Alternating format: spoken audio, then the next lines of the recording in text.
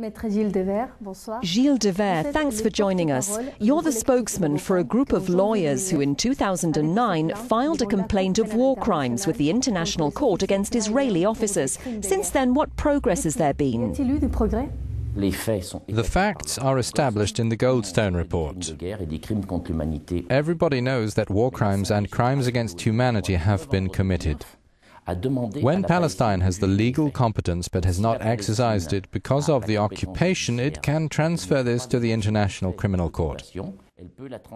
We are in a waiting phase which, unfortunately, corresponds with a double standard that has always been a mark of international law. But the crime is too big to be hidden. You've been given a mandate by Gaza's Minister of Justice to defend the rights of Palestinian prisoners.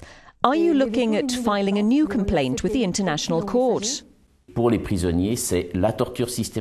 prisoners, it is systematic torture, unfair judgments, and conditions of detention, 3 chapters of violation of international law. Therefore, yes, the prisoners' cases will be put before the International Criminal Court. You're also investigating a case which in Gaza is called the number cemeteries. What's that about? Some detainees die in prison, and Israel refuses to hand over their bodies, which is to say they make dead bodies serve sentences. Therefore, through the International Red Cross, we tell the families when someone has died, but the family does not have a death certificate, so they don't even know, are never sure if there's been a death. And the bodies are buried in numbered cemeteries. The person becomes a number and continues to serve out his sentence when he is dead.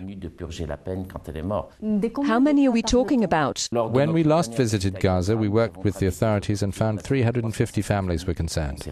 Let's look at the military blockade. You're also working to free up goods exports from Gaza. What legal arguments are being used by Israel to maintain this blockade? They say it's for security reasons, which means absolutely nothing. Who can tell me that forbidding flowers from leaving Gaza is for security reasons? They're waiting for these flowers in the Netherlands. We have a European agreement from September of this year which will make them tariff-free from the beginning of 2012. The European Union, feeling very guilty about not helping Palestine more, removed the customs duties on Palestinian exports. Since these are free products, we don't have to go through Israeli customs. And exporters are organizing to send their flowers to Europe. Are there products other than flowers? The European Union is always playing a double game. It said that the lifting of customs duties does not apply to fruit and vegetables, as if the European market could be threatened by produce coming from Gaza. For the moment, Gaza can export flowers. It can also be processed agricultural produce.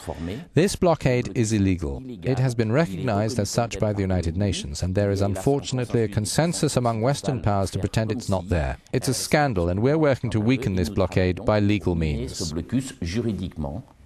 Maître Gilles Devers, merci. Je te remercie.